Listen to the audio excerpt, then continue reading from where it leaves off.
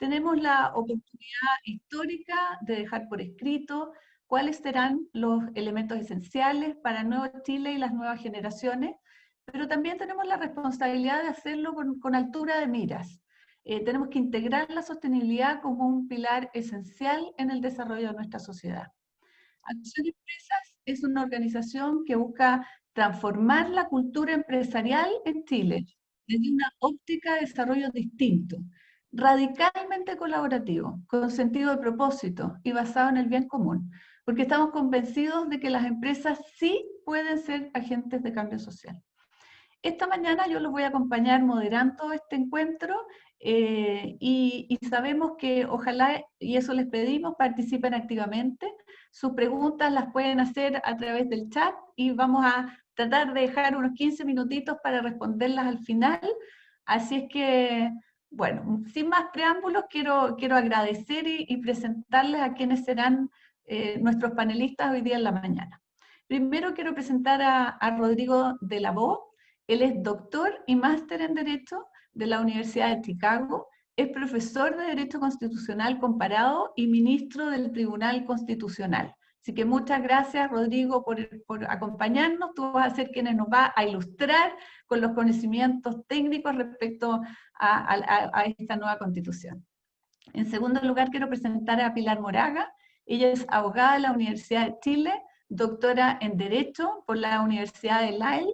Es subdirectora del Centro de Derecho Ambiental de la Universidad de Chile e investigadora principal del Centro de la Ciencia, del Clima y la Resiliencia. Así que muchas gracias, Pilar. A continuación, presento a Juan Carlos Reinao. Él es médico, político y dirigente mapuche. Desde el 2017 es alcalde de la comuna de Reinaco, región de la Araucanía, y presidente de la Asociación de Municipalidades con Alcaldes Mapuche. Muchas gracias, Juan Carlos, por acompañarnos desde tu región. Andrea Repeto, destacada y conocida economista, ella es académica de la Universidad de Gobierno de la Universidad Adolfo Ibáñez, es directora del Centro de Políticas Laborales en esa universidad y preside el directorio de la Fundación Superación de la Pobreza, entre otras muchas actividades y participaciones en mesas muy activamente. Así que muchas gracias, Andrea. Y finalmente quiero presentarles a Janet von Wolbersdorf. Me cuesta mucho decir su apellido, disculpa, Janet. Ella es ingeniero comercial, es directora ejecutiva de la Fundación Observatorio Fiscal y también muy cercana a nuestra organización. Así que muchísimas gracias a todos por estar hoy día con nosotros. A continuación, y antes de comenzar, quiero que hagamos un ejercicio que va hacer que tengamos un pulso mejor de lo que ustedes están esperando de este webinar y de lo que están esperando de la Constitución. Así que los quiero invitar a algo que es entretenido, es cortito, que es un mentí. Así que Alicia, por favor, para que nos guíe en este ejercicio. ¿Estás silenciada, Alicia? Perdón, ahí sí. Bueno, acá ustedes pueden ver dos formas en las que les pedimos se puedan conectar. Esta es una aplicación que me imagino que todos ya han ocupado más de alguna vez, la estamos ocupando mucho desde que estamos haciendo todas las actividades a través de plataformas. Entonces, hay dos formas. Uno, ustedes tienen que escanear el código QR que ven en la pantalla, o bien van directamente a www.menti.com, todo esto a través de sus teléfonos, y allí entonces digitan este código, 395952. ¿Ya? Y a través de esto, entonces les van a aparecer en su celular las preguntas, que yo voy a ir mostrando acá también.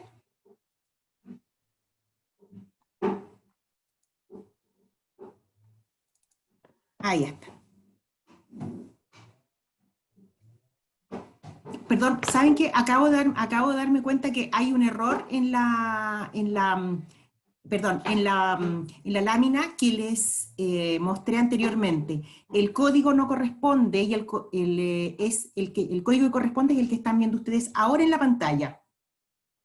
Es el 19 79779, ese es.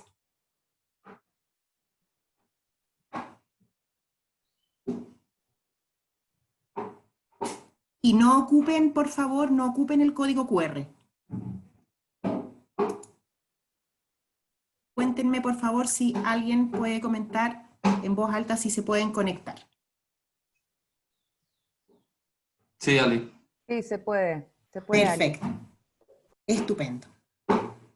Entonces, por favor, para que vayan contestando. En la medida que ustedes van contestando, van a ir apareciendo las preguntas, van a ir apareciendo las respuestas en la lámina que estamos desplegando en este momento.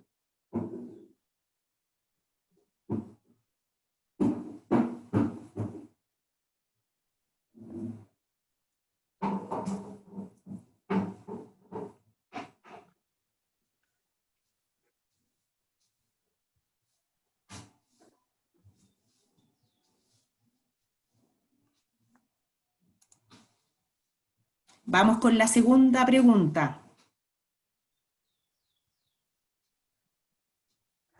Ojalá ustedes, los panelistas, puedan ir tomando nota de las respuestas a las preguntas para que idealmente ojalá las pudieran recoger durante sus opiniones. Vamos con la segunda.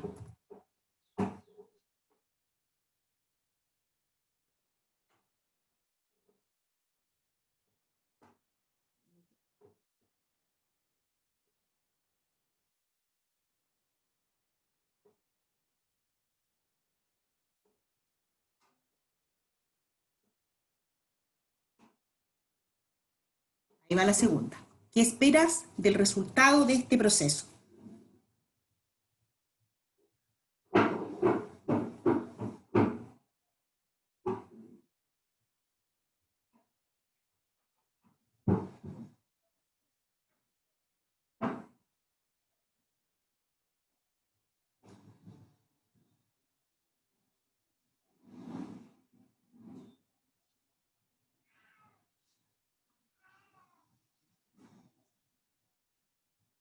Justicia se repite mucho, ¿no? Paz, dignidad, unión, equidad.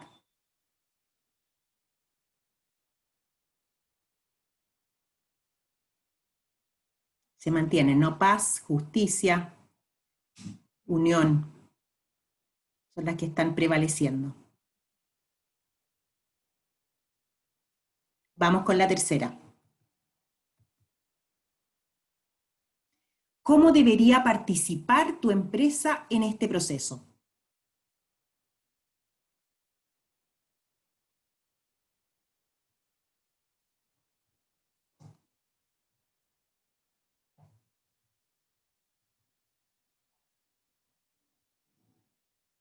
Involucrándose con consultorías, votando, reflexión, análisis. Nada. Están bastante similares las respuestas.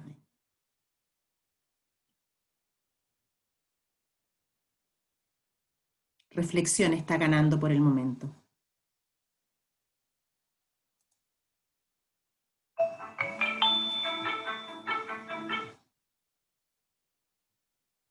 Vamos, Marcela, yo creo que estamos ok. Voy a dejar de compartir para que podamos continuar. Yo creo que ya todos pudieron tomar nota, ¿no?, de lo que apareció. Así es, muchísimas gracias, Alicia. Interesante los conceptos, mira, equidad, representatividad, cambio, luego justicia, paz, evolución, dignidad, y tenemos involucrarse, reflexión es lo que más queda. Entonces, estamos bien guiando en esta conversación con estos conceptos, y bueno, y además estamos convencidos de que eso es lo que tenemos que promover también desde Acción, así que vamos a empezar con el panel y quiero comenzar con Rodrigo, porque queremos que Rodrigo nos dé su mirada objetiva respecto a qué es una constitución, por qué nacen, qué debería tener una constitución, qué no debería tener una constitución y alguna experiencia que nos puedas compartir de otros países. Así que Rodrigo, tú vas a compartir también una presentación, así que adelante.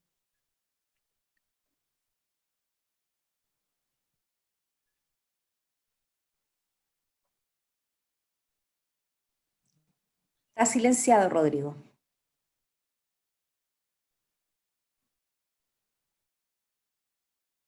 Ahora sí. Muchas gracias, Marcela. Muchas gracias a Acción Empresa. Muchas gracias a todos, en realidad, por estar acá, darse un tiempo, ¿no es cierto?, en la mañana, ahora que estamos quizás bombardeados de seminarios y qué sé yo, y darse el momento para reflexionar a veces sobre cosas importantes, pero a veces estas cosas importantes, de obvias, no las pensamos, no las meditamos, las damos por sentadas, y por eso mismo a veces las terminamos por olvidar, y de alguna manera quedan como en el inconsciente a veces de los pueblos, y ahí es donde a veces, ¿no es cierto?, surgen las crisis. Yo no voy a intentar agotar el tema, de hecho voy a aquí poner mi cronómetro, digamos, para tratar de ser fiel al tiempo que se ha dado, y por lo tanto lo que se pretende es dar una visión bastante rápida, ¿no?, de lo que puede constituir o no puede constituir una constitución. Para esto hay que irse derechamente a los orígenes, ¿no? Desde que estamos en las cavernas, la verdad es que siempre hemos tenido normas jurídicas, ¿sí?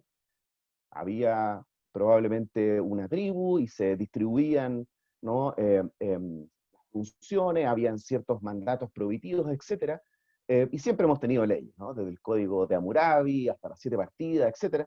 Pero las constituciones son artefactos recientes, tienen poco más de 200 años, entonces dentro de la historia de la humanidad son cosas relativamente nuevas, son muy posteriores incluso a la creación del Estado moderno. Entonces, ¿por qué nacieron? ¿Por qué están instruidas y por qué toman la importancia que tienen? Y esto tiene que ver con que si le preguntamos probablemente a cualquier latinoamericano, no sé, cuándo descubrieron América, y uno dice, bueno, uno tiene la fecha ahí, 1492, tendrán algunos en la cabeza esa película con Gerard Depardieu, cuando el tipo baja, ¿no?, del barco y besa la arena, y lo primero que dice es, traigan al escribano. Gran decepción, ¿no? ¿Ah? Como que todo partió con un timbre oficial de esta mirada, de alguna manera, de un modelo de conquista, ¿no es cierto?, guiada desde la corona, y por eso es que nosotros en nuestra cultura eh, tenemos clara esa fecha, cuando descubrieron, qué sé yo, Chile 1536, Diego de Almagro, Pedro de Valdivia 1542, el 12 de febrero, etc. Si preguntamos o hacemos la misma pregunta a un norteamericano, probablemente no tenga idea. No saben cuándo descubrieron Estados Unidos, menos cuando fundaron la primera ciudad. Pero sí tienen claro, y por eso ahora lo vamos, o lo van a celebrar en los días que vienen, últimos jueves de noviembre, Thanksgiving. ¿Por qué? Porque ahí llegaron los particulares. Esta gente que venía arrancando de Europa, que no los dejaban hacer y que venían huyendo de las persecuciones políticas, religiosas, económicas, etc.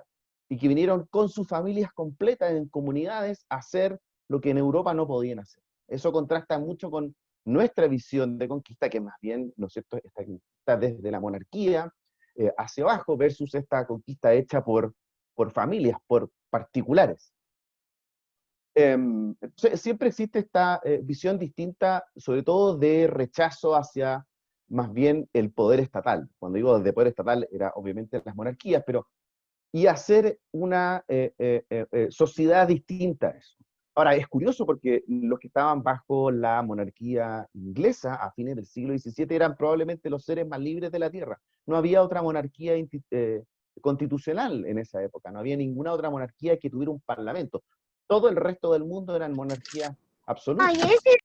Entonces, no es de extrañar, por lo tanto, que pasados los siglos, fueran los primeros en independizarse, cuando les empiezan a cobrar estos impuestos, siendo que ellos no tenían representación en el Parlamento británico, les cobran el impuesto al té y el impuesto de timbre y estampilla, y sucede el famoso Boston Tea Party, ellos se disfrazan, ¿no es cierto?, de indio ahí en la bahía de Boston y les tiran el té al mar, digamos, lo que dio inicio a esta guerra de independencia. La pregunta era más bien cómo se iban a organizar una vez independizados de la corona británica. Y aquí donde se da esta alineación de astros única en la historia, Madison, Jefferson, Hamilton, John Jay, Benjamin Franklin y el propio George Washington, donde incluso le llegan a ofrecer la monarquía. Washington dice, yo no me voy a convertir exactamente en aquello contra lo cual combatí. Y todos eran muy ilustrados y surge la idea, ¿no?, de hacer una democracia. Piensen que en la historia de la humanidad no había nada democrático en los últimos 2500 años desde Grecia. Lo único democrático en los últimos 2000 años era la elección del Papa, y no había absolutamente nada más que funcionara.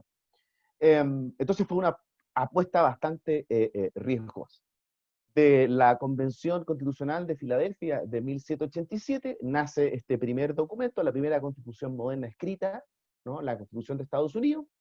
Es muy breve, tiene 7 artículos, que básicamente trata cada uno de los poderes del Estado. ¿Y cuál es la gracia que esto haya perdurado en el tiempo? Es la constitución más breve que existe, 7.700 palabras.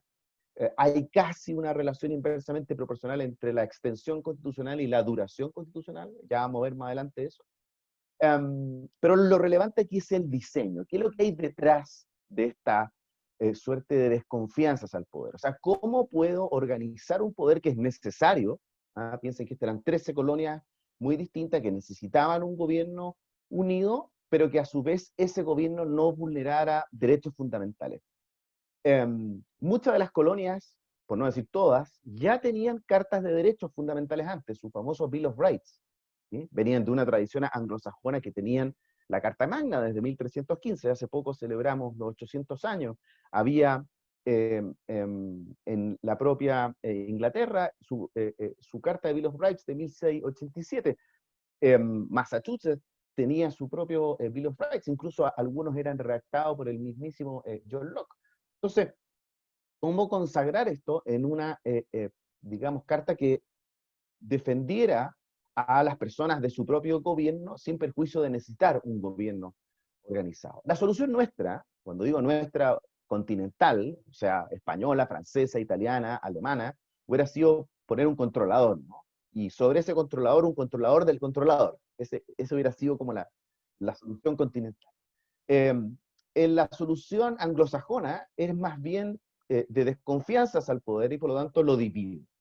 Y claro, la idea de división del poder, de separación de poderes, era bastante antigua, ya venía de Aristóteles, venía de Montesquieu, que lo tenían muy fresco, pero aquí el constitucionalismo, el naciente constitucionalismo norteamericano, que era inexistente hasta entonces, introduce un elemento nuevo, que es el de check and balance, ¿no?, el de frenos y contrapesos. Y aquí donde un poco nace el constitucionalismo moderno. Tenemos claro que, ok, para que ninguno de los poderes de alguna manera abuse, ¿ya?, los vamos a separar, cada uno va a tener funciones distintas. Pongo el ejemplo, no sé, en contrario de, no sé, la Real Audiencia, que aquí era una suerte de agente de aduanas, corte de apelaciones y además gobernación, digamos, tenía estas funciones confundidas. Siempre tuvimos al legislador, ¿sí?, gobierno representativo, que era el que dictaba las leyes, ¿no es cierto? Y esas leyes debían ser obedecidas por el Ejecutivo, ¿sí? Y el Ejecutivo era el que, mediante, qué sé yo, la potestad reglamentaria y los decretos, cumplía esta ley. Pero los norteamericanos van a inventar este diseño que por cada poder que tenga un órgano respecto de otro, ese poder tiene un contrapoder respecto de esto. ¿Ok? Entonces, si el legislador dicta leyes y las debe obedecer el Ejecutivo tiene un contrapoder respecto del legislador. Por ejemplo, puede vetar, ¿no es cierto? Tiene poder de veto respecto de algunas leyes, les puede subir el quórum. Por ejemplo, tiene iniciativa exclusiva en ciertas materias porque tiene la administración financiera, etc. ¿Ya? Con el Poder Judicial, claro, el Poder Judicial tiene la facultad de declarar ilegal ciertos actos del Ejecutivo, los decretos que contrarían la ley que dictó el legislador. Siempre ha tenido ese poder. Pero el Ejecutivo, a su vez, tiene la facultad de nombrar jueces, ¿ok? Generalmente con acuerdo del legislador. Entonces, por cada freno, un contrapeso. Esa es un poco la idea existente dentro de este esquema, insisto, que era bien conocido de separación de poder. Pero el más relevante de todos en este esquema democrático es la relación entre estos dos. ¿Por qué? Porque esta se iba a descubrir un poquito después, en 1803. Claro, el legislador concurría a la nominación de los jueces. Pero ¿qué sucedía si en este esquema que nos dimos, en estos 7 artículos que gobernaban este orden institucional, el legislador excedía sus facultades? El legislador pasaba a llevar su normativa que estaba en esta Constitución. Bueno, ¿quién era el que le ponía el freno?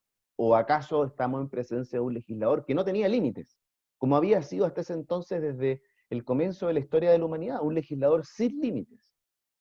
Y es acá en el fallo de Marbury versus Madison, que probablemente el fallo más conocido, donde la Corte Suprema de Estados Unidos declara que una ley del Congreso de Estados Unidos es inconstitucional.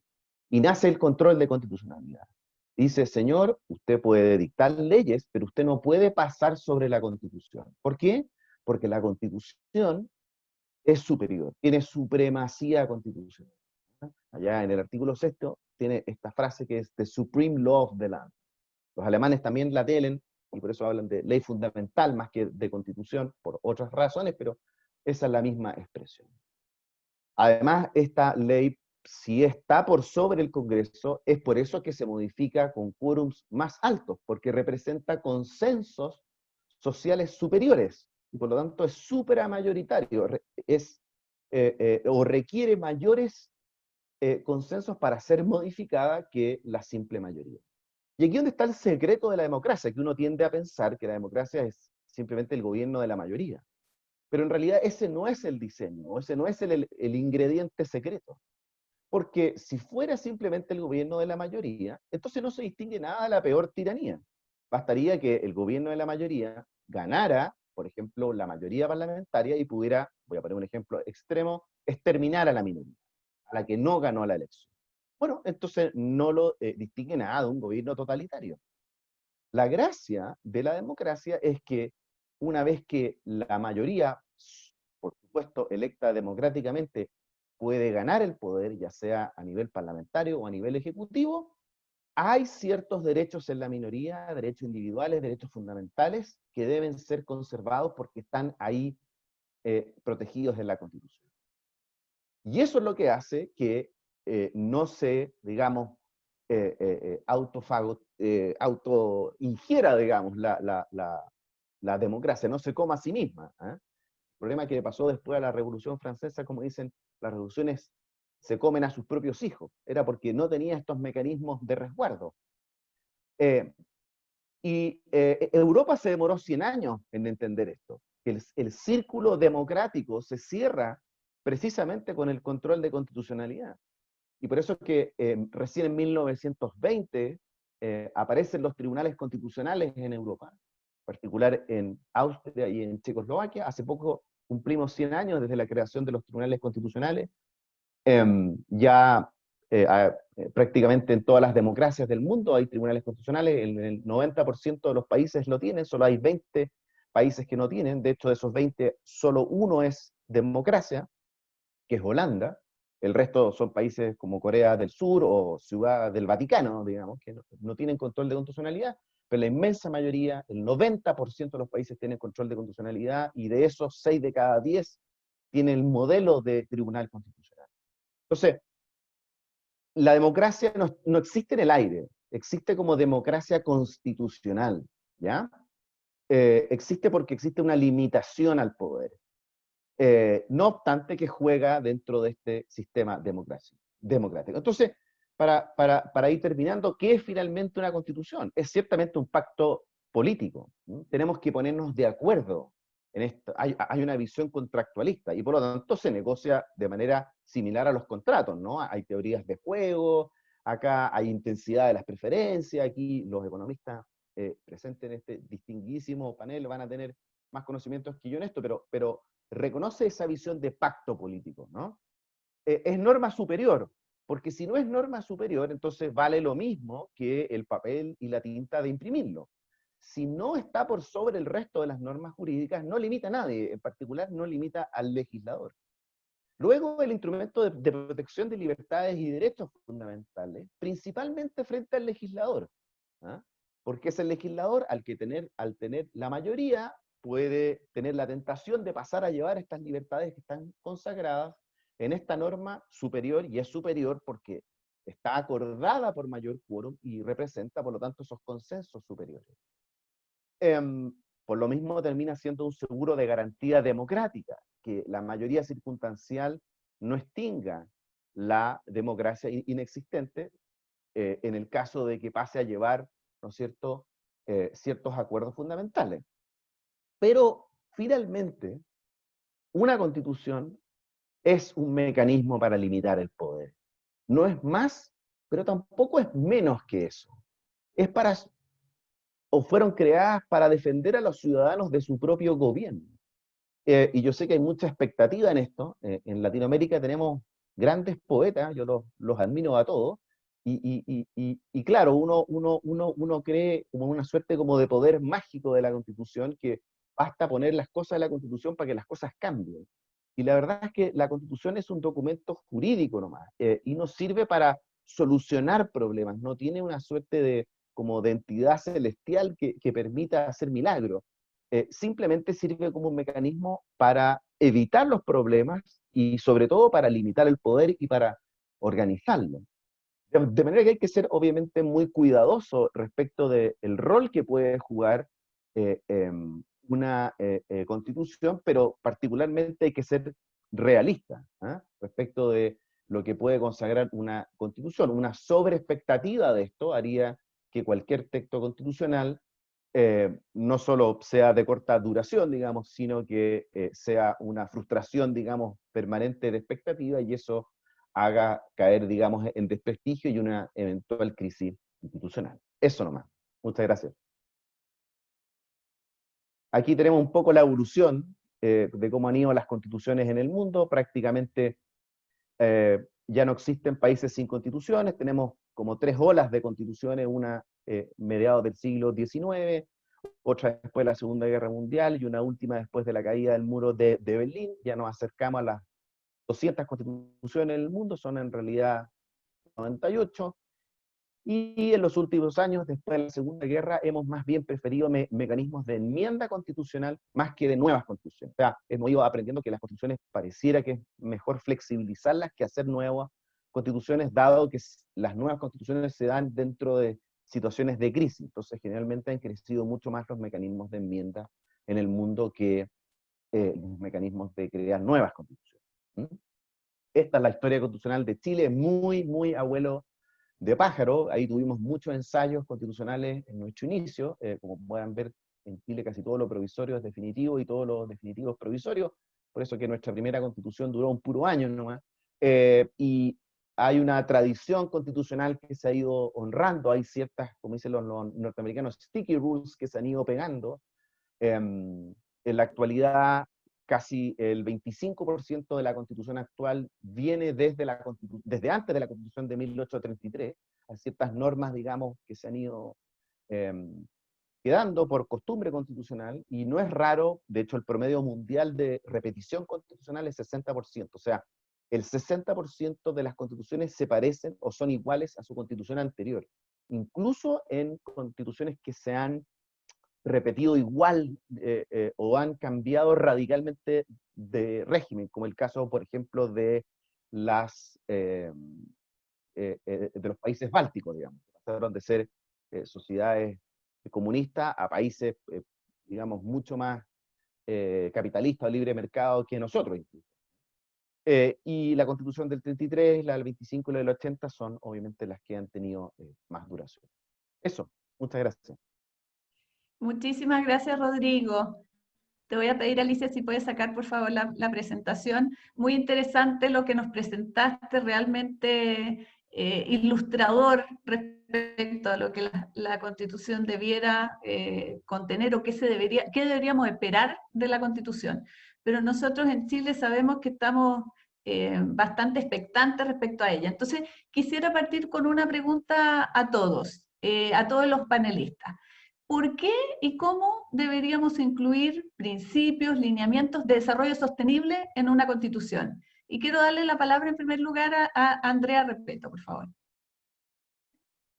Hola, buenos días. Quiero partir agradeciendo a Marcela, Acción Empresa, por la invitación a participar en este interesante panel, a Rodrigo por la clase que nos acaba de dar. La verdad es que tenemos muchas aspiraciones respecto a la Constitución, pero no siempre comprendemos muy bien de qué se trata.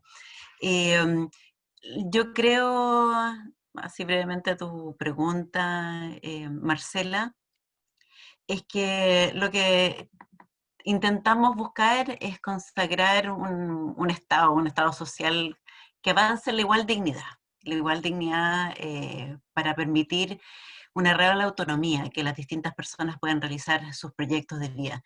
Y eso significa, por ejemplo, en términos de sustentabilidad, el género, la diversidad, la orientación sexual, el género, el territorio, los distintos ámbitos en los que somos diversos. Y nos va a ser sostenible, no solamente en términos de lo que tiene que ver con el medio ambiente, que yo no soy experta en eso, pero probablemente también vamos a hablar de ello, es que tu procedencia, el territorio que habitas, tus ingresos, no sean un impedimento para que tú puedas aspirar a unos ciertos mínimos comunes.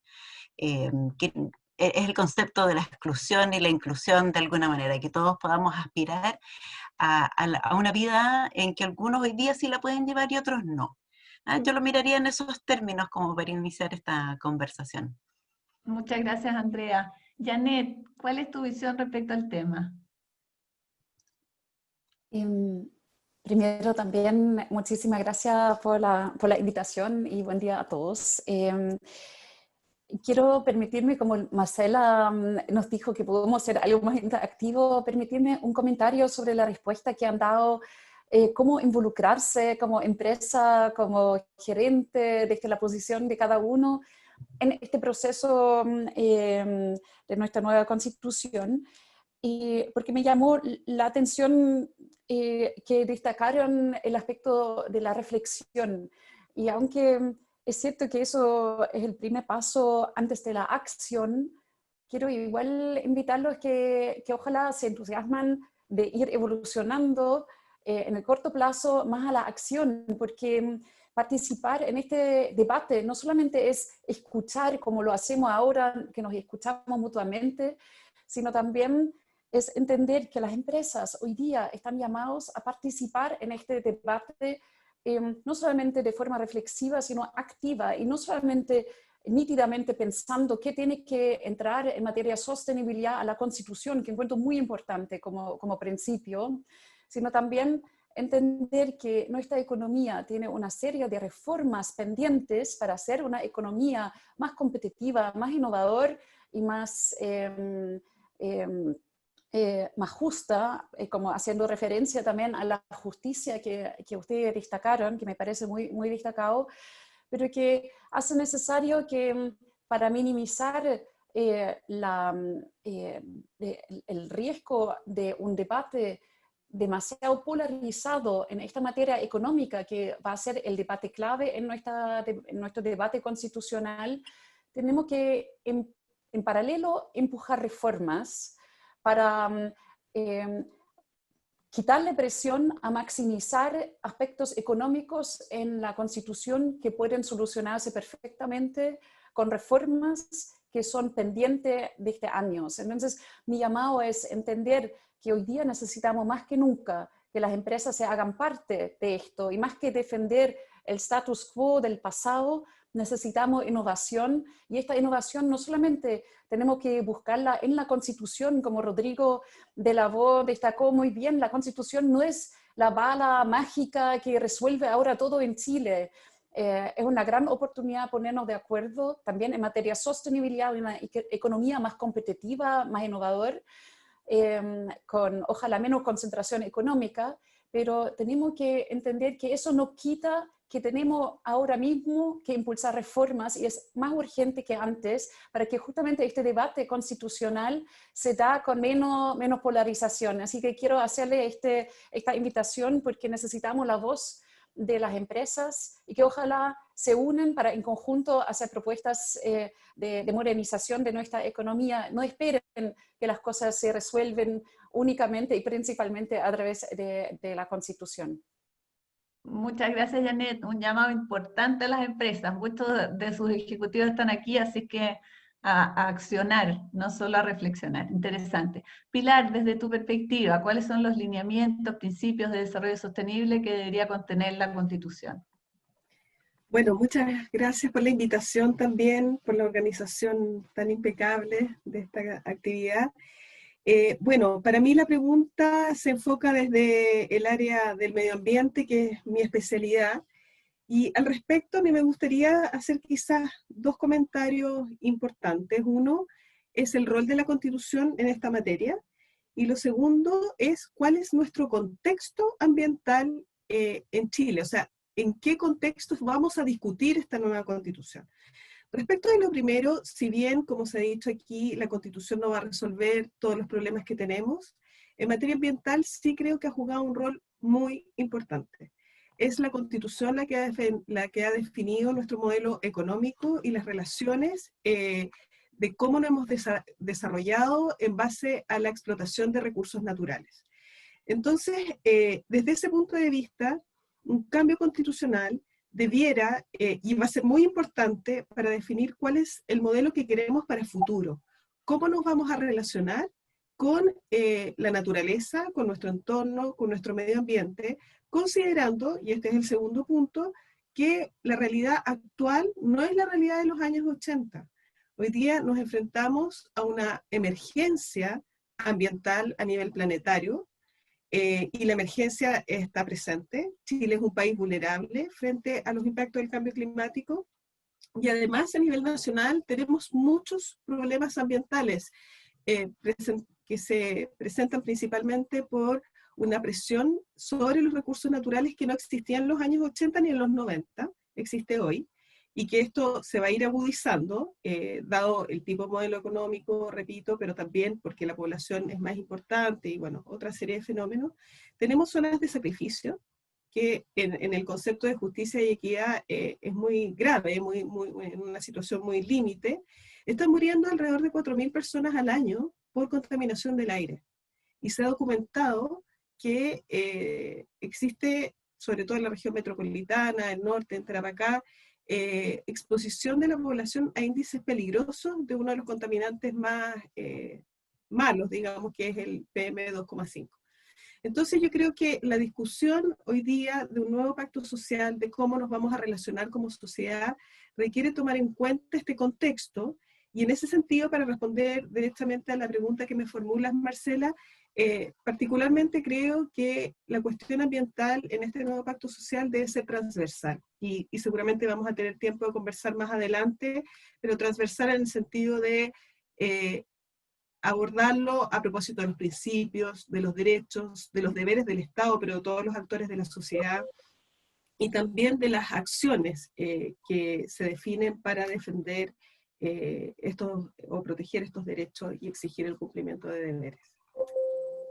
Muchas gracias, Pilar. Sí, no cabe duda que hoy día el medio ambiente ha cobrado un rol muchísimo más relevante, principalmente con todo lo que estamos viendo del cambio climático y el impacto en la biodiversidad.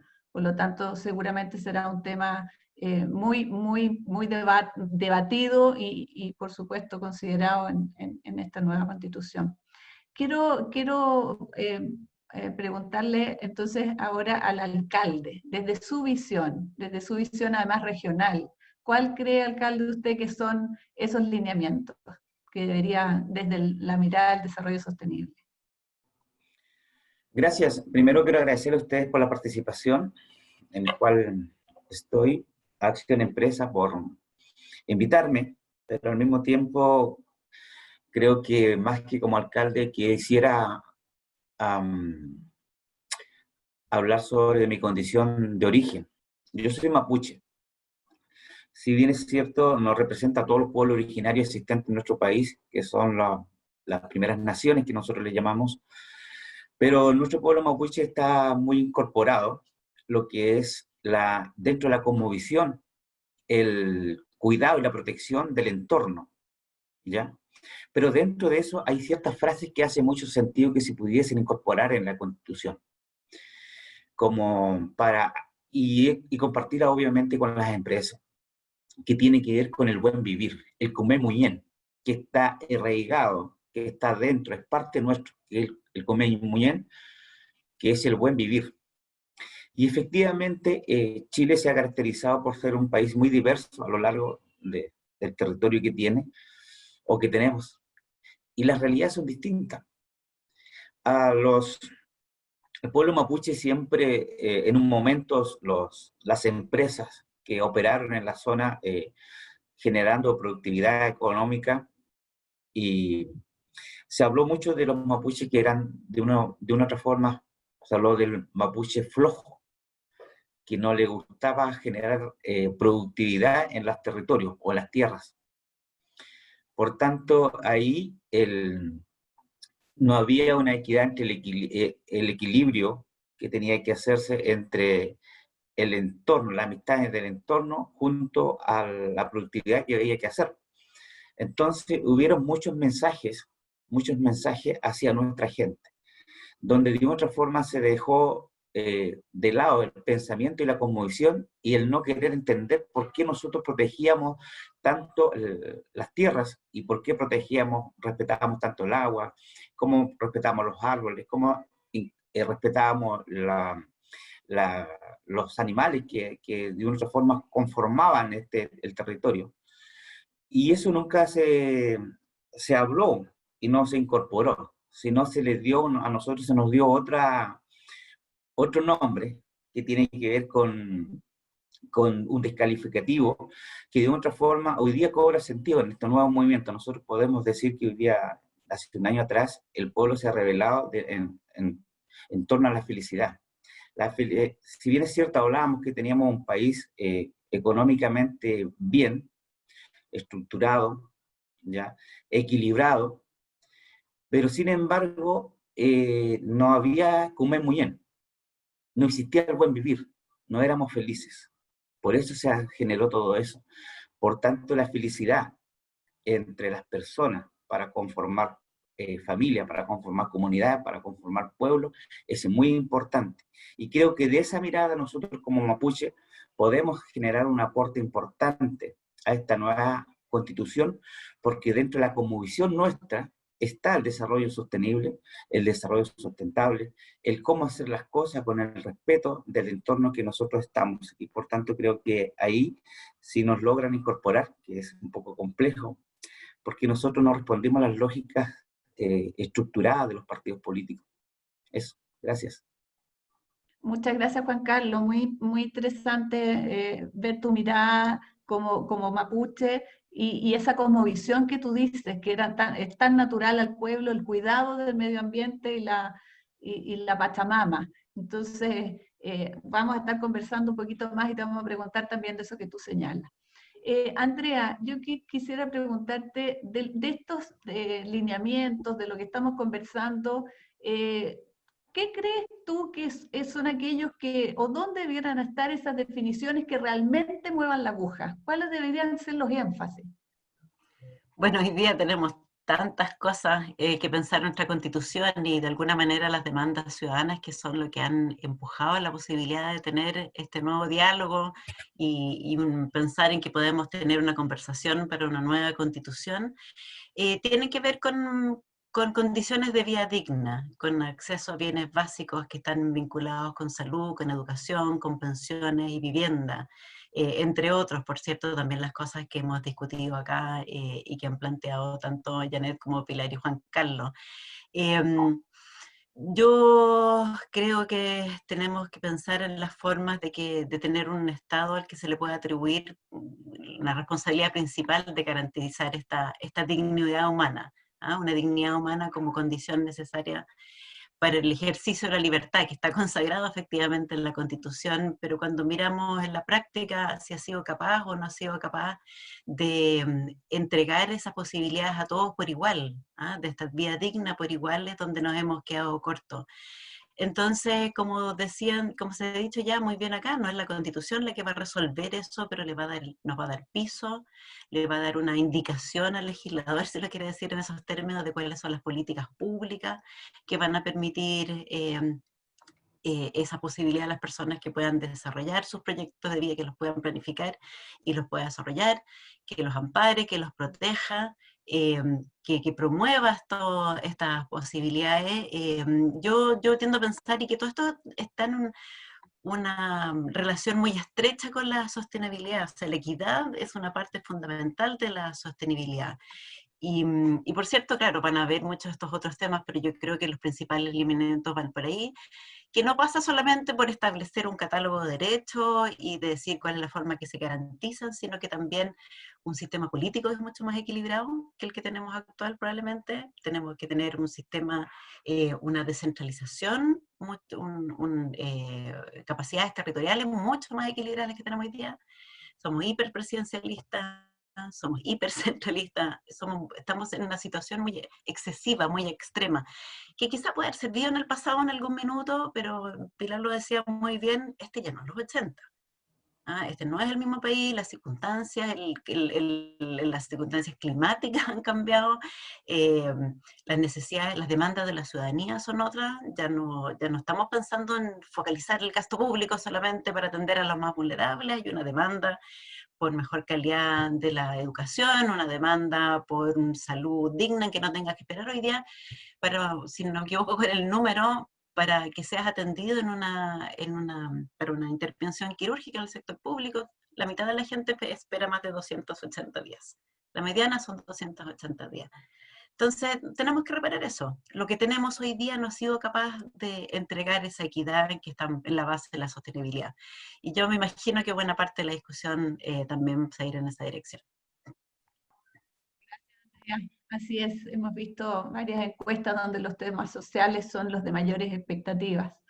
Que quisiera volver a Janet con un tema que ella abordó. Dijo, no esperemos la Constitución, están también las leyes, hay algunas que llevan bastante tiempo esperando y que no han sido finalmente dictadas. Entonces, ¿es posible, crees tú, Janet, incluir incentivos que pudieran empujar la creación de leyes, de políticas públicas, que se hagan cargo de estos grandes problemas que nos aquejan como sociedad en materia ambiental, social, económica? Yo pienso que de todas maneras la Constitución tiene que hacerse cargo de varios aspectos que hoy día vemos que no están resueltos en tema de equidad, transparencia, asuntos medioambientales. En lo medioambiental, el principio de la sostenibilidad debería aplicar para empresa pública, privada, inversionistas, y debería ser medible ante todo. A nivel país, también la sostenibilidad tiene que tener una base medible. Vemos que hoy día en nuestra Constitución ya está el derecho de vivir en un medio ambiente libre de contaminación, y escuchamos la Pilar sobre la zona de sacrificio. Entonces, entendemos que los derechos en la Constitución, la mayoría de ellos son mandatos de optimización. A veces se contradicen entre sí también, pero en materia de contaminación, por ejemplo, si uno mira la data que tenemos, son del año 2016, 2017, y me parece que estando, por ejemplo, en el siglo XXI no puede ser tolerable que no tengamos datos oportunos sobre cómo está la sostenibilidad de nuestro país, cómo está la contaminación de nuestro país. Y me encantaría que estos aspectos, el principio que la sostenibilidad tiene que ser medible, entre también en el debate constitucional como parte de los principios, y lo mismo a nivel de la equidad, de la concentración económica. Nosotros estamos haciendo políticas públicas a ciegas, porque no tenemos realmente datos para medir concentraciones económicas, innovaciones y fallas que hoy día están en nuestra economía. Así que me parece importante poner el foco en la data, porque presenciamos que por el otro lado hoy día justamente las empresas están usando muchos nuestros datos personales. Tenemos los data brokers, sabemos que hay que regular toda esta economía digital de una forma distinta, porque también es una amenaza a nuestra democracia. Como hoy día se abusan datos personales, pero a la vez nosotros no tenemos datos sobre nuestro país. Entonces, este desequilibrio lleva a populismo y a la vez tener datos de calidad sobre dónde tenemos mayor contaminación, dónde tenemos concentración económica, dónde hay sectores que no innovan, permite justamente afinar la política pública y además hacer algo que yo creo que todos los ciudadanos anhelamos, tener un debate no polarizado, sino basado en evidencia. Entonces, el Estado del cual yo soñaría y que me encantaría que esté en la Constitución con equidad, solidaridad y después la subsidiariedad también, es también el Estado innovador basado en evidencia, porque hoy día vemos que no solamente en la economía tenemos grupos que se aprovechan de llevar ingresos a su lado en vez de compartirlo. En Credit Suisse la encuesta fin del año muestra este mismo 80% que aparece en muchas encuestas que considera una élite se está enriqueciendo indebidamente a costo de la mayoría del país, pero en el Estado pasa lo mismo. En el Estado tenemos lo que Peter Sloterdijk llama la fiscocracia, y no podemos tolerar eso. Entonces, para tener una economía moderna, sostenible, sin duda necesitamos un Estado moderno y también sostenible, y ambos aspectos van a ser clave en el debate constitucional, y en ambos, en el Estado sostenible y moderno, innovador, y para la economía necesitamos datos para monitorear como desde la ciudadanía cómo van los avances, porque sin ellos, sin evidencia, no están puestos los incentivos de forma adecuada. Muchas gracias, Janet. Muy interesante, efectivamente, las decisiones basadas en la ciencia, por un lado, en lo medioambiental, y en la data, en todo lo que tiene que ver con la gestión del país, porque como bien dices tú, hoy día hay mucha información, pero lo importante es ponerla a disposición que sea transparente de la sociedad en general. Quisiera volver a la naturaleza y por eso quisiera volver con Pilar. Hay una discusión, ¿la naturaleza debería ser objeto o sujeto de derecho en la nueva Constitución? ¿Cuáles crees tú que son las ventajas o desventajas en ese sentido como para el desarrollo sostenible del país? Gracias, Marcela. Voy a responder a tu pregunta, pero quería detenerme en un punto que tocó Janet, que creo que es interesante, sobre todo para las empresas, de ver cómo opera este derecho a vivir en un medio ambiente libre de contaminación, que es el que se establece actualmente en la Constitución, y dónde están los frenos para que ese derecho no se pueda desarrollar en plenitud. Y les quería dar un ejemplo a propósito de una solicitud de información que se hizo a la autoridad del Estado para conocer cuáles eran los antibióticos que utilizaban las empresas salmoneras, ¿ya? Esta solicitud la presentó una ONG y era respecto de la utilización por empresa, cuestión que fue denegada y fue entregado por la autoridad de pesca de manera global, es decir, el sector pesca y todas las empresas de pesca utilizan tal cantidad de antibióticos.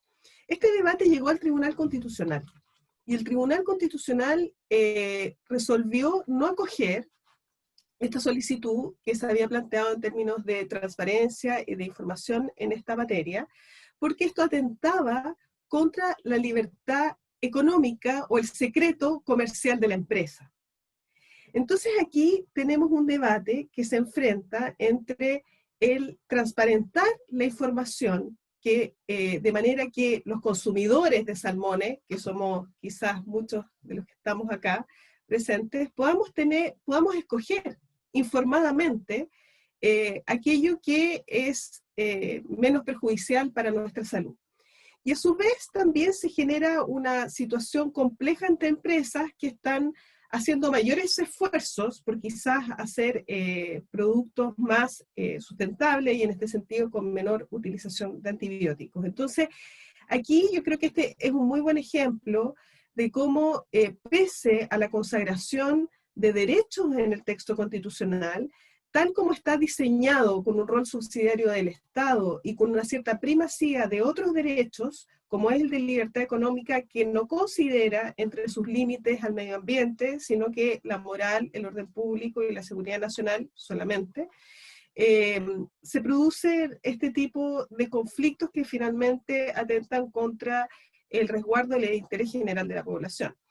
Ahora, en relación a la naturaleza como sujeto de derecho, esta es una cuestión que está muy en el debate, sobre todo porque países de la región, Bolivia, Ecuador y también Colombia, han avanzado hacia el reconocimiento de la naturaleza como sujeto de derecho. Esto quiere decir que se puede proteger la naturaleza independientemente de la afectación del ser humano, porque lo que sucede hoy día en nuestro actual texto constitucional, que este derecho a vivir en un medio ambiente libre de contaminación es un derecho subjetivo, es decir, solo se protege la afectación al medio ambiente se va a proteger en la medida que afecta al ser humano, no cuando afecta al medio ambiente per se.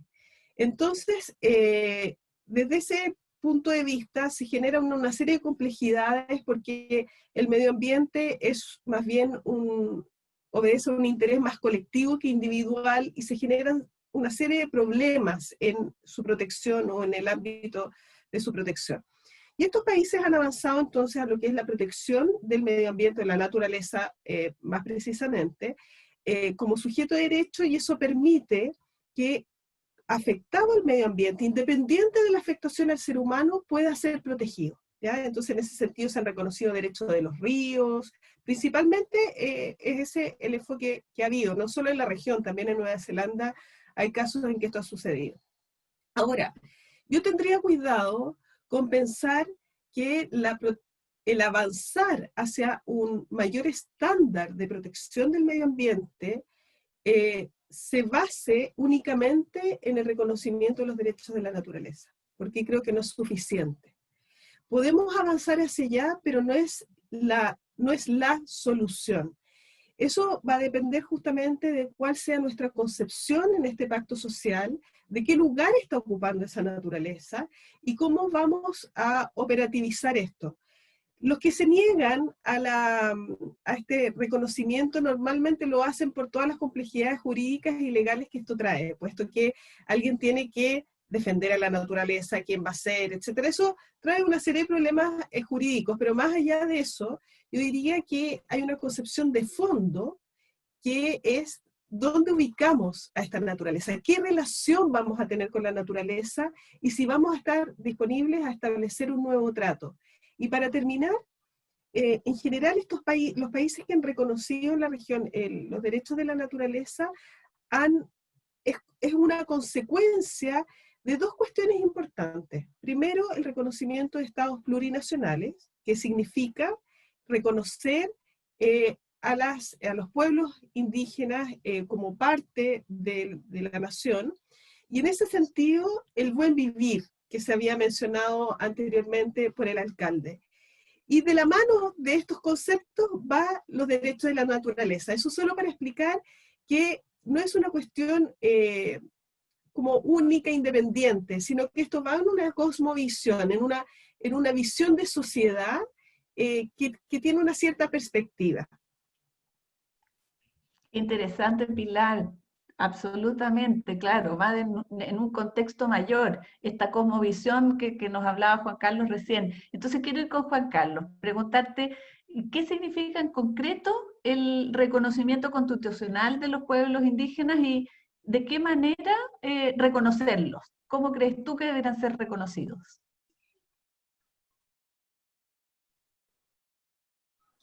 La tecnología casi me pilla. Mira, lo primero que quisiera mencionar, que la Constitución nuestra de Chile tiene cerca de 200 años, y la verdad es que nosotros el pueblo mapuche somos un 10% de la población, y los pueblos originarios representan un 12,8% según el último censo. Y hay un sentimiento a veces que es bien propio de nosotros que tenemos la condición de indígenas, en mi caso particular de mapuche. Y la verdad es que existen estos 2 millones de indígenas que no existen para Chile. No existen porque no estamos incorporados en la constitución política. No existimos. Por tanto, hoy día creo que nosotros, Chile, tiene la oportunidad de incorporar a los pueblos originarios tales como son, con su comportamiento, su cosmovisión, su forma y el modo y el estilo de vida que nosotros tenemos. Porque en la realidad nosotros hemos vivido así. Nosotros no tenemos problemas hoy día de convivencia con nuestros vecinos que han llegado de otros países, que se han incorporado. Por dar algunos ejemplos, en Contulmo tenemos los alemanes, no tenemos dificultades con ellos. Hemos aprendido a vivir entre ellos dentro del marco del respeto. En Capitán Pastene también tenemos de la comuna Lumaco, tenemos italianos. No tenemos esa gran dificultad. En la realidad nosotros vivimos con el resto de la población y hemos aprendido a convivir, pero la Constitución no los reconoce. Y hoy día hay una discusión en torno a esto de generar los espacios de participación política. Y todos los gobiernos han dicho, ¿sabes qué? Lo complejo que es hoy día hablar con los pueblos indígenas y particularmente con los mapuches porque no hay representantes. Hoy día le estamos pidiendo que a través del Estado, a través de los escaños reservados, dijimos que pueden ser supernumerarios para no afectar a los partidos políticos, que seamos independientes, porque nosotros no respondimos a la lógica partidista, que nos den la oportunidad de participar, pero sin embargo, el poder legislativo, ¿ya? Y el gobierno de turno, no hay una respuesta favorable. Entonces se sigue pensando que nosotros, a veces esto genera incomodidad para nosotros los que vivimos allá, y particularmente para mí que de otra forma a nosotros nos han tildado de muchas cosas que ofenden a nuestra forma de origen, porque mi estética yo no la voy a cambiar por tener una profesión o tener otra, voy a seguir siendo igual. Entonces, cuando nosotros creemos que debe darse el reconocimiento constitucional, y nosotros decimos que este país, esta nueva constitución debe ser una constitución plurinacional e intercultural, donde las culturas podamos convivir, porque así lo hemos hecho, si tampoco es una cuestión que vamos a inventar. Que estén incorporados ciertos conceptos, ¿ya? Conceptos que son propios nosotros y defendemos y amamos y queremos seguir ocupando los conceptos que tenemos que son propios nuestros. Y en ese sentido, creo que se hace necesario que esta nueva constitución, que sea una oportunidad no solo para los que de otra forma viven acá en Santiago o tienen ciertas voces para hablar, sino sea una constitución integradora, sea una constitución donde todos seamos partícipes con nuestras debilidades o con nuestras fortalezas que nosotros tenemos, creemos que la tenemos. Por tanto, nosotros ya, estos tiempos que estamos, la verdad es que no creemos mucho en lo que está pasando en el territorio, pero a veces se ven oportunidades como esta, de hablar y expresar lo que uno siente. Y en ese sentido, quisiera ser responsable de decir que nosotros sí creemos que esta nueva constitución, sin la participación de los pueblos originarios, y que es un 12,8%, es una gran oportunidad para que nosotros estemos representados y seamos un aporte y sigamos conviviendo como lo hemos hecho hasta el día de hoy. Gracias. Muchas gracias, Juan Carlos.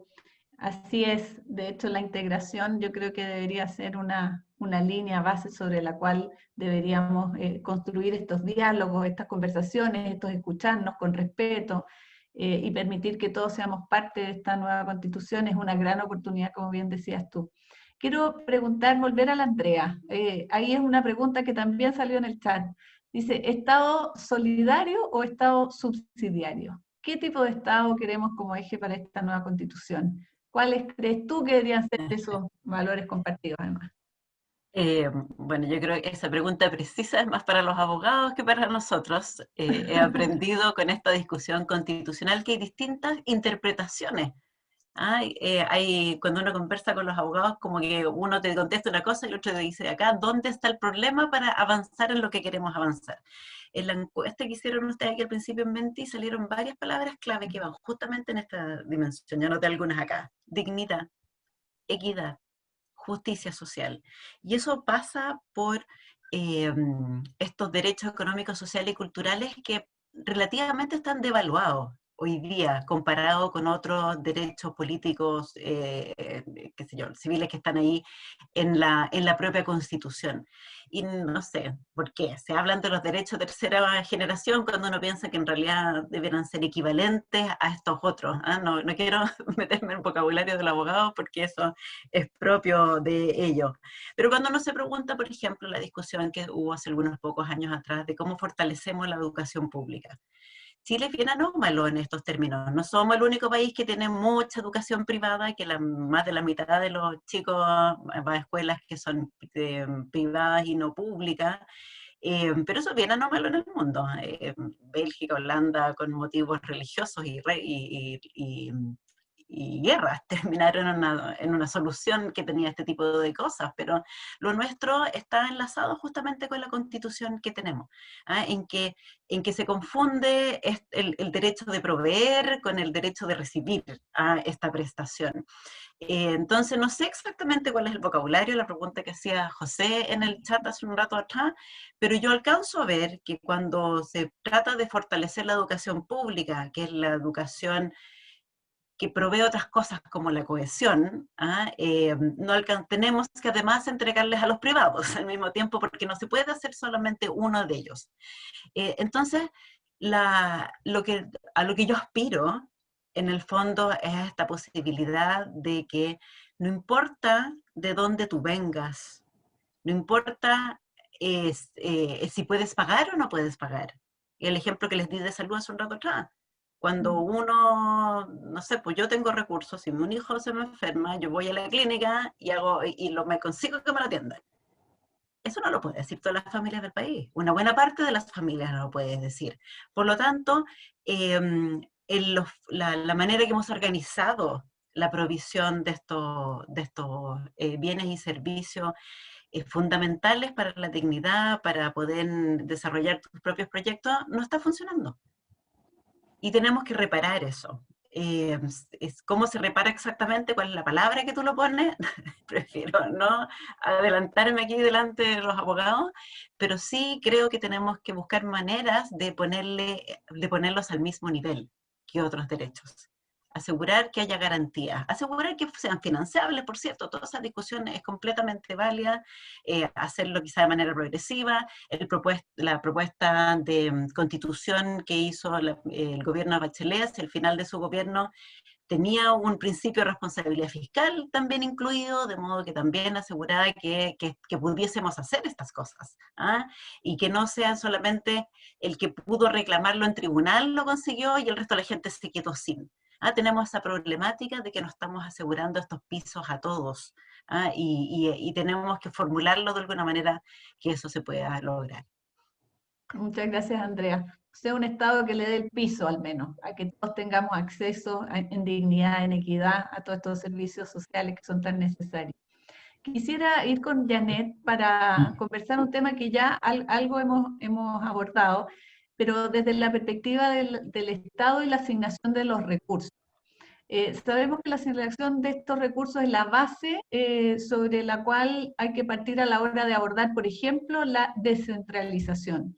También Juan Carlos nos hablaba de la regionalización, no solo que todo quede en Santiago. Entonces, ¿cómo crees tú que deberían disponerse estos recursos? ¿Crees que va a ser posible que a través de esta constitución realmente logremos avanzar en la regionalización y que sean ellos los que asignen los recursos a los proyectos que se determinen en esas localidades y no todos centralizados desde Santiago? Muy importante pregunta y tiene una conexión con la empresa o con todos los contribuyentes finalmente, por la moral tributaria y qué es lo que se hace finalmente con lo que desde el sector privado se aporta a lo público. Igual quiero aprovechar corto de comentar algo que dijo la Andrea para complementar. Me pareció muy interesante la diferencia entre recibir y proveer. Porque en Chile muy a menudo cuando se hablan temas de subsidiariedad, uno confunde el debate sobre estos ambos aspectos, si deben haber proveedores privados para servicios públicos, en salud, educación. Es una pregunta muy distinta a cuál es el acceso equitativo independiente del proveedor. Y ahí quiero decir que en Alemania hay un concepto que, ante todo, la centro-izquierda alemana ha promovido muchísimo, que es el Estado activador, que implica que no importa si es el proveedor privado, la sociedad civil, el Estado que lo hace, el Estado tiene que buscar el proveedor más eficiente y tiene que controlar que esto se hace bien. Por eso el Estado activador, pero a la vez tiene que dar un acceso equitativo también a servicios básicos. Y ahí la pregunta, ¿qué es lo que tenemos que tener en común en el sistema de educación y salud? Es una pregunta muy clave, independiente de nuestro poder adquisitivo. Y no solamente tiene que contestarse de forma más radical, diciendo todos tenemos que tener el mismo sistema, que también es una solución. Hay soluciones intermedias, como en Alemania, en la Constitución, que encuentro muy interesante, que dice que proveedores privados del sector de educación necesitan para lograr un permiso de poder operar, asegurar que no producen segmentación por el poder adquisitivo de los apoderados de los alumnos. Entonces, es un principio muy fino y que me parece muy interesante aportar al debate, porque implica que un colegio privado puede ser privado con el proveedor privado, pero no puede crear una burbuja en la cual entran solamente los que pueden pagar. Entonces tiene que tener un concepto de equidad. Acerca del gasto público, me parece muy interesante y muy importante que pensemos en ciertos impuestos que deberían poder ser levantados a través de las regiones, incluso podrían ser definidos en sus alturas a través de la región. Así lo conozco más de Alemania, que sin duda tiene un origen muy distinto, federal, que Chile, pero a la hora de pensar descentralizar nuestro país, es importante este concepto, pero a la vez tiene que ir en conjunto con mayor transparencia del gasto, porque si hoy día uno descentralizaría este sistema que tenemos hoy día, solamente descentralizaría la opacidad y con ello muchísimo riesgo de corrupción, llevándolo al plano regional más local. Por eso la Constitución también tiene que hacerse cargo de la pregunta cómo darle un marco, principios más claros para mayor transparencia del gasto, y también acerca de la Contraloría General de la República, que es parte de nuestra Constitución. Tiene que haber un cambio importante en el sentido de que el cuerpo colegiado, hoy día está definido en la Constitución que la Contraloría tiene que ser liderado por un abogado, el Contralor General de la República, y eso ha hecho prácticamente no solamente una fijación excesiva en aspecto jurídico, formalista, en el actuar de la Contraloría, sino también ha llevado a desatender justamente cuidados contables, financieros, la auditoría financiera que tenemos que hacer en nuestro país para asegurar el mejor uso de los recursos públicos, o una mayor regulación, mejores directrices para la contabilidad pública, también hecho de menos, justamente por este foco excesivamente jurista, formalista, que se da cuando una institución tan compleja, con tantas tareas múltiples como la Contraloría, está liderado por un abogado que por naturaleza tiene un sesgo en lo jurídico. Entonces me parece muy importante entender que para tener un mejor gasto no solamente necesitamos transparencia y claridad acerca de los objetivos del gasto, que hoy día no están claros. sino también necesitamos controles distintos y tenemos que pensar cómo reforzar la Contraloría General de la República en este rol de justamente en materia contable y de auditoría financiera, y ojalá estableciendo un cuerpo colegiado en la gobernanza de la Contraloría y donde como parte del skill matrix de los que están en este cuerpo colegiado debería ser conocimiento en auditoría y en materias de contabilidad.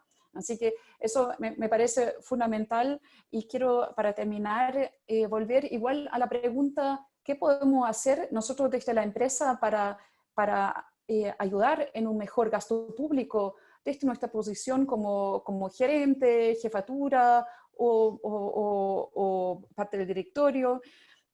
Vemos que hoy día Chile no cumple el estándar en materia evasión, elusión, antilavado de dinero, anticorrupción, en materia de registro de empresas de sus dueños finales. Chile no tiene un registro de beneficiarios finales y no hemos visto voces desde el empresariado, desde las empresas, desde los gremios empresariales, desde grupos empresariales que se han hecho parte de la causa y que han pedido que Chile avance en crear un registro de dueños finales de empresas. Me parece muy importante destacar eso, porque quiero volver a decir que cualquier reforma que logremos impulsar antes de partir el debate constitucional mismo, va a ayudar mucho en despolarizar este debate y ponerlo en un plano mucho más constructivo. Chile está pendiente en esta regulación que es muy importante en materia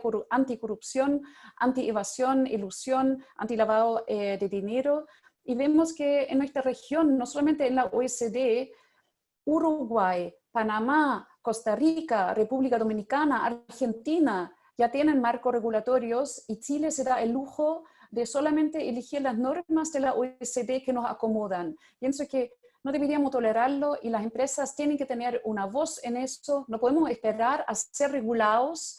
Todos tenemos una responsabilidad de usar nuestra voz desde el empresariado para impulsar reformas. Así es una recomendación del World Business Council for Sustainable Development. Necesitamos voz colectiva. Entonces yo quiero invitarles a entender de que hay varias cosas que podríamos aprovechar en esta gran oportunidad de poner en la Constitución para tener una economía también más justa, más equitativa, como ustedes también esperan, pero a la vez necesitamos impulsar reformas y hay varias reformas como esa que mencioné que tiene que ver con el registro de dueños finales de empresas, donde se necesita vuestra voz. Esa es mi invitación. Muchas gracias. Más transparencia y además es algo que en las encuestas de reputación, de confianza, sale como muy marcadamente esta necesidad de menos opacidad y más transparencia. Así que gracias, Janet. Acá quiero ir a dos preguntas que están en el chat y que son para Rodrigo. Una dice, de acuerdo a su conocimiento y experiencia, ¿dónde deberíamos ir a aprender o tener de referencia sobre un proceso constituyente que haya sido exitoso? Si hay sugerencias. Rodrigo. Ay. Rodrigo parece que no sé si está silenciado. ¿Aló? Estás muteado. Aquí está. Ahí, Bien, ahí sí. gracias, Ok, Rodrigo. ok, perdón. No te No quería preocupes. interrumpirlo. A ver, obviamente no hay una respuesta única para eso, en particular porque el mecanismo de convención es enteramente excepcional.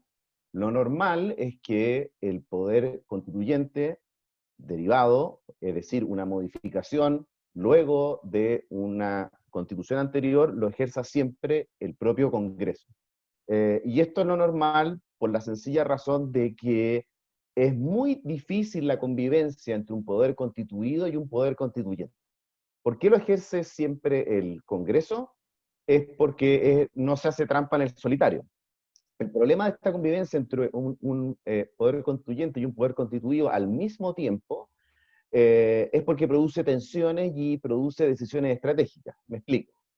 supongamos que va a estar la convención funcionando, y la convención llega a la conclusión hipotética de que, por ejemplo, la Cámara de Diputados hace una mala función fiscalizadora. ¿Sabe? Dice, oye, mire, le vamos a quitar la función fiscalizadora a la Cámara y se la vamos a dar al Contralor, que hace una estupenda función contralora, que no le guste tanto. Pero en fin, supongamos que sucede. Y la Cámara de Diputados no le guste esto. Dice, a ver, pero un momentito, yo me sigo rigiendo por la Constitución vigente, porque su Constitución está simplemente en el papel. ¿Sabe qué más? Yo le voy a restringir su mandato y no va a poder tocar, por ejemplo, el Congreso. Bueno, ¿cómo resolvemos eso? Bueno, esto fue exactamente lo que sucedió en Colombia, en la Constitución del año 91.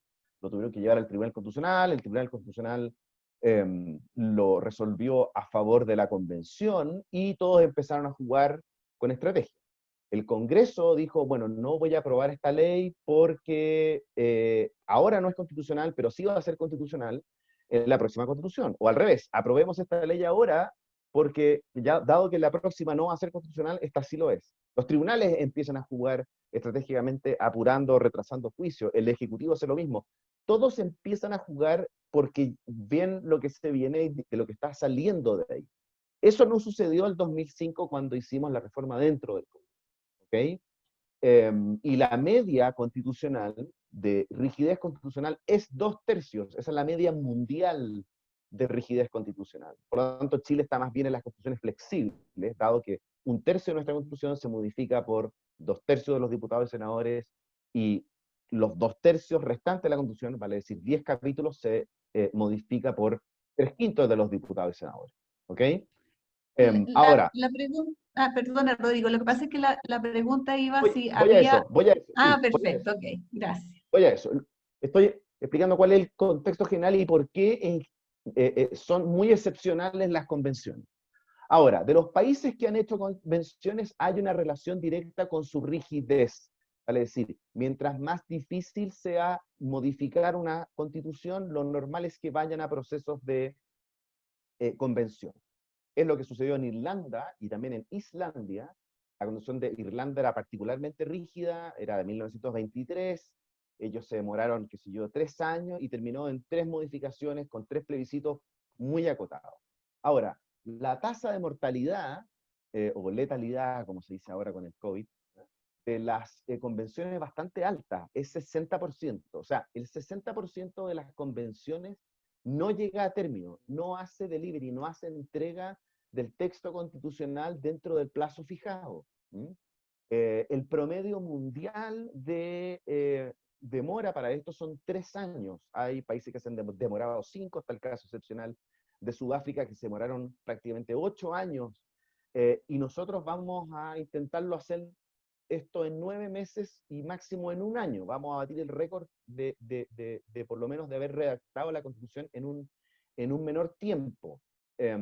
Eso puede ser complejo o puede ser bueno porque implica, qué sé yo, ponerse de acuerdo en ciertas cosas, y es más fácil ponerse de acuerdo en pocas cosas que en muchas cosas. ¿Okay?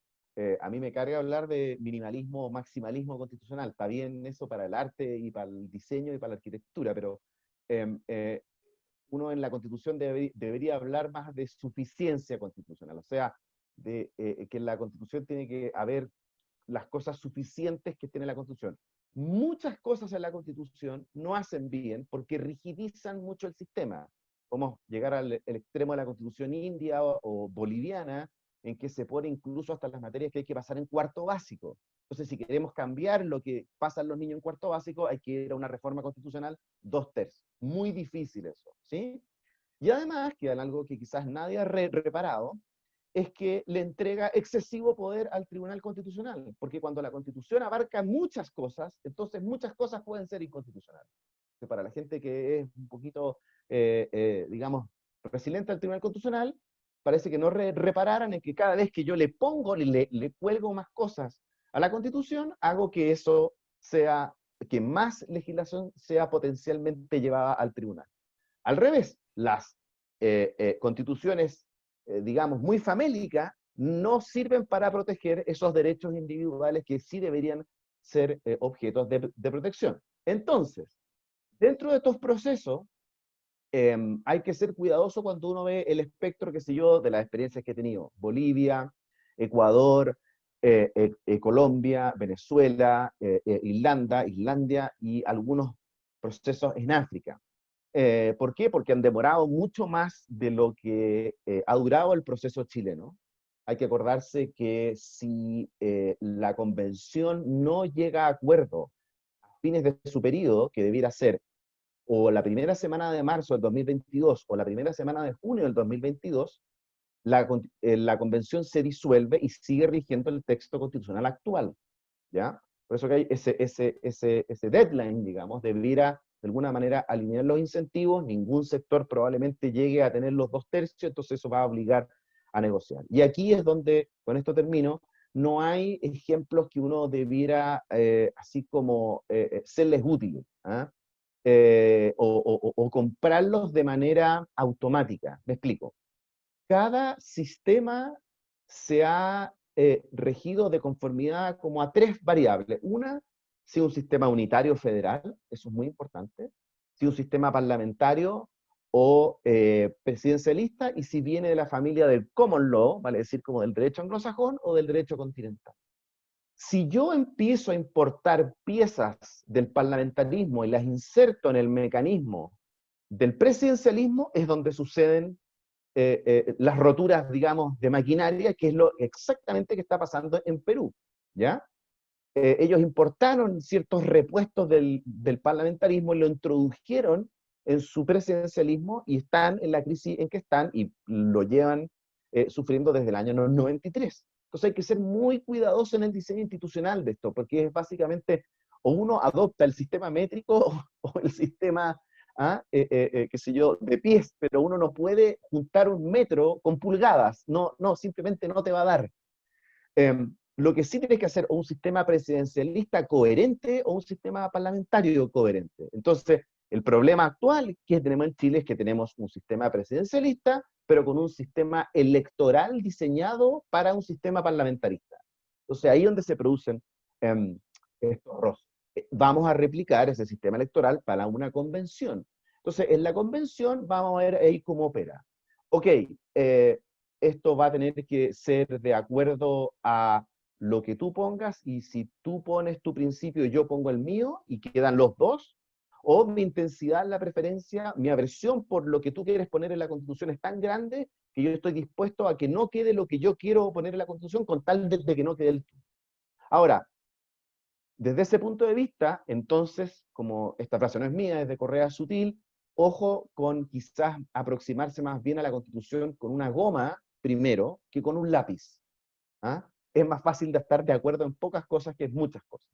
Y si hay un modelo, con esto termino, para aproximarse hay que tener mucho cuidado en tener en consideración que en las constituciones hay reglas por un lado y hay estándares por otro. Una regla es el presidente dura 4 años.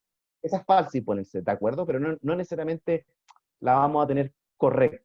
Cuando no nos ponemos de acuerdo en esto, dejamos un estándar, tipo el Estado puede expropiar cuando hay causal de utilidad pública.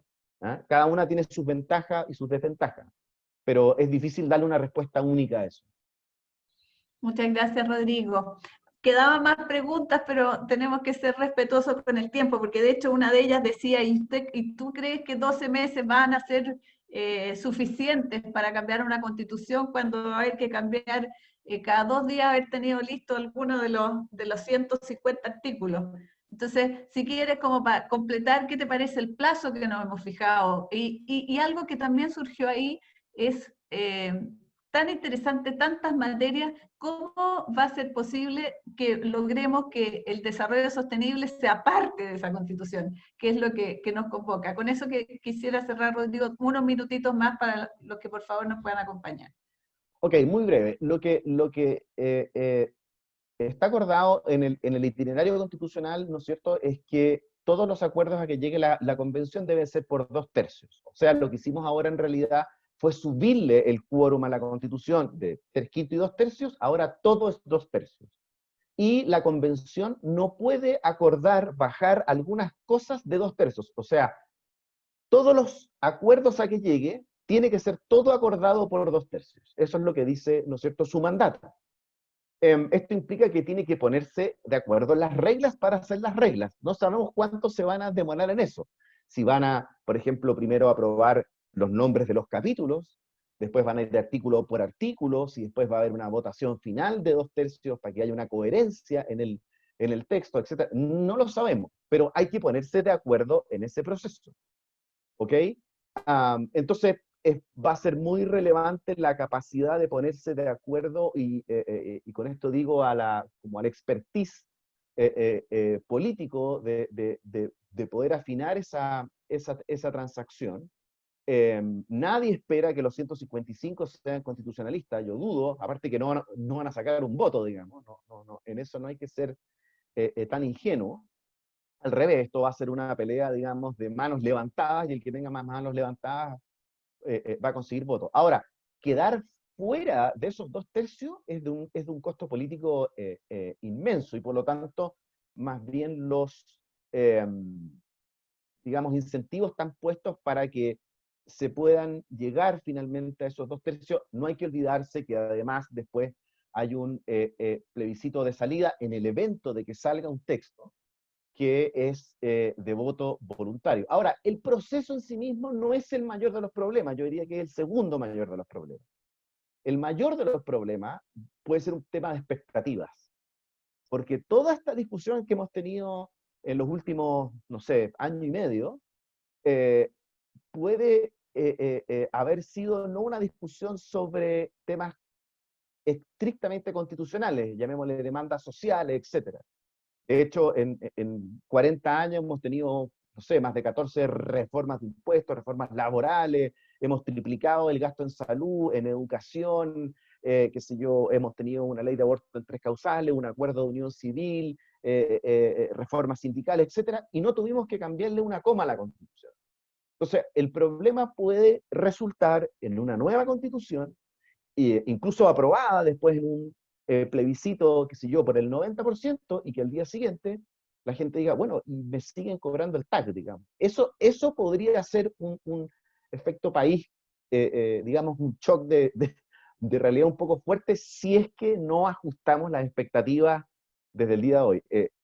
Y con esto cierro, vino un experto que manejó todo el tema Katrina en Estados Unidos, cuando vino este huracán, y vino a dar un seminario, el seminario más corto que yo he asistido. El tipo habló 30 segundos y dijo, miren, el manejo de crisis es el manejo de expectativas. Punto. Eso fue toda su exposición. Yo creo que aquí va a pasar un poco lo mismo. O sea, en la medida que se manejen las expectativas durante el proceso constitucional, es esperable un resultado más favorable al final para todos. Eso, gracias. Muchas gracias. Bueno, súper interesante, complejo, pero yo creo que lo importante ha sido que ha generado mucho interés de la mayoría de las personas por interiorizarse, por entender de qué se trata, cómo se puede participar. Así que este panel lo vamos a tener que repetir, porque creo que hay varias preguntas que nos quedaron. Conversar nos surgen más dudas aún. Así que muchísimas gracias, Rodrigo, muchas gracias a Pilar, a Andrea, a Juan Carlos y a Janet por acompañarnos hoy día, y a todos los que estuvieron con nosotros. Y por favor, no se vayan sin responder la encuesta de satisfacción, porque para nosotros es muy importante poder mejorar, que está en el chat. Así que le agradecemos si la pueden responder. Será para una próxima, y espero que nos sigamos viendo muy pronto. Muchas gracias. Muchas Gracias, gracias. buen día. Suerte. Muchas gracias. Chao, gracias.